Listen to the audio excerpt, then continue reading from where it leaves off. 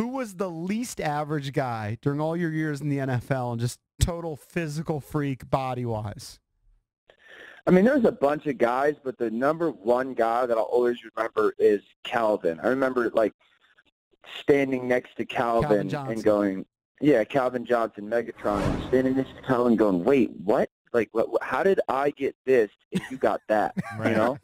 Right. So, I mean, there's countless guys, but I'll never forget literally having a moment, standing next to Calvin, like shirtless and going, dude, I got the short end of the stick on this one. Yeah, we once saw Marcus Patton in the locker room. Yeah. It was ridiculous. NFL linebackers tend to be that way. I mean, the linebackers look like they've got no body fat. They got these huge muscles. It's literally absurd. brick S houses.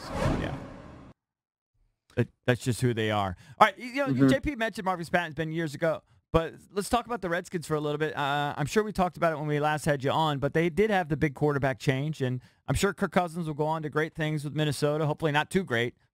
But what does Alex Smith provide this team? And then ultimately, is this a wash or is this a net gain or loss for the Skins at the quarterback position, in your opinion? Yeah, I think it's probably going to be more representative of a lateral move. I think they're very similar players at the end of the day, production-wise. I do like Kirk Cousins better. I think Cousins is a little bit more aggressive with the ball and whatnot. But listen, Alex Smith is a very, very good quarterback. I actually had a conversation about him last night because some guys compared him to Tyrod Taylor.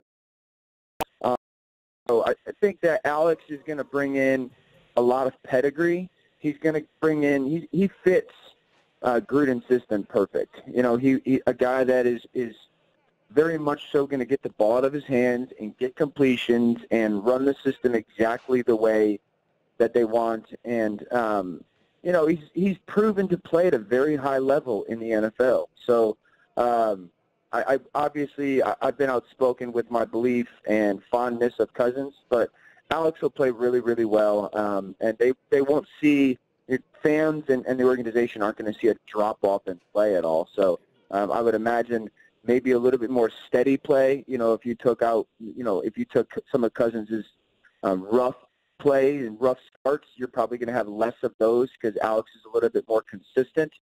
He's a little bit more flatline when it comes to his pulse. So I would imagine, I always use the comment boring quarterback play. It's in a good way where you kind of know what you're going to get week in and week out. And I think you'll see a lot of that out of Alex. Last year, Alex threw the ball downfield more than he had, at least with more success in previous years in his career. Do you expect that trend to continue or back to the more conservative Alex? I would imagine a little bit more of the conservative Alex. That is Gruden's system in a way as well.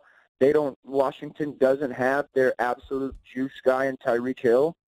Crowder's good and Doxson's coming along, and I just don't think they have the guy that has got game there's 5 guys in the NFL that have speed like Tyreek Hill, and that's what afforded him those opportunities to take some of those shots.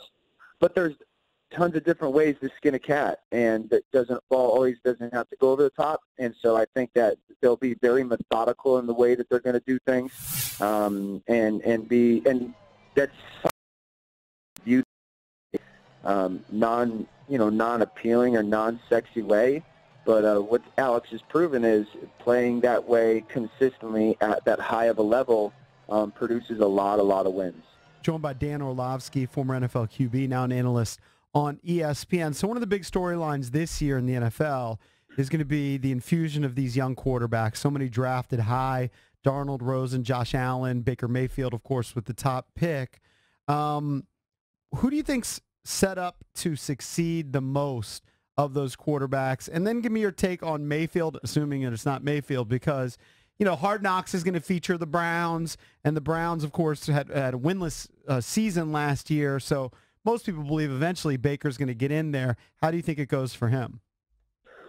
Well, I think the guy set up the best is Josh Rosen in Arizona for a couple of reasons. One, his offensive coordinator, Mike McCoy. So when Mike McCoy has a quarterback that he likes, his greatest thing is he wants to give the quarterback complete control. When he did this with Phillip Rivers out in L.A., but when he was in San Diego, Phillips' second, third, and fourth best seasons statistically were under Mike McCoy as his play caller. And